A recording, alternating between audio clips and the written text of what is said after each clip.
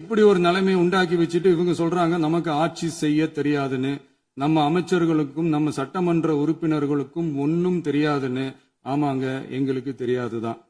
எங்க சட்டமன்ற உறுப்பினர்களுக்கும் அமைச்சர்களுக்கும் மக்கள் பணி செய்ய தெரிஞ்ச அளவுக்கு மக்கள் பணத்தை சுருட்ட தெரியாதுதான்.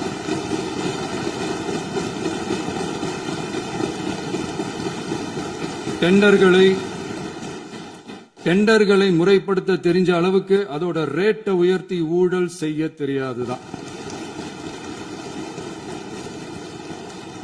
பதவி உயர்வு வழங்கவும் பணி இடமாற்றம் கலந்தாய்வு நடத்தவும் தெரியுமே தவிர பதவி உயர்வுக்கும் பணியிட மாற்றத்திற்கும் பணம் பறிக்க தெரியாதுதான்.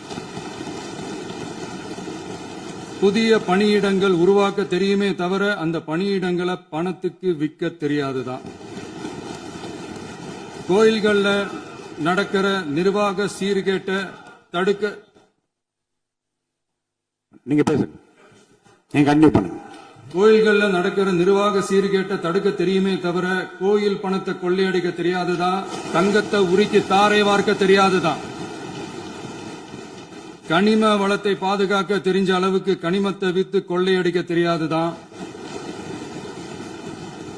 அரசு வருமானத்தை அரசு கஜானாவுக்கு மாத்த தெரிஞ்ச அளவுக்கு அந்த பணத்தை தனிப்பட்ட கஜானாவுக்கு மடை மாத்த தெரியாதுதான். போதை கலாச்சாரத்தை தடுக்க தெரிஞ்சவங்களுக்கு போதை கலாச்சாரத்தை வளர்க்க தெரியாதுதான். நம்ம குடும்பத்தில் இருக்கிற பாட்டி, அம்மா, அக்கா, தங்கச்சி, குழந்தைங்களை, பெண்களை மதிக்க தெரிஞ்சவங்களுக்கு ஓசி பஸ், 1000 ரூபாய் கேஸ், இப்படிலாம் பேச தெரியாதுதான். எங்க உறுப்பினர்களுக்கும் அமைச்சர்களுக்கும் மக்கள் சேவை தெரிந்த அளவிற்கு சுயநல தேவையை செஞ்சிக்க தெரியாதுதான்.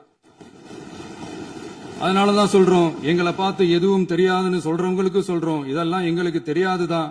உங்களை மாதிரி முறைகேடுகளை செய்யறத நாங்க தெரிஞ்சுக்கவும் போறதில்ல, தெரிஞ்சுக்கவும் ஆசைப்படல.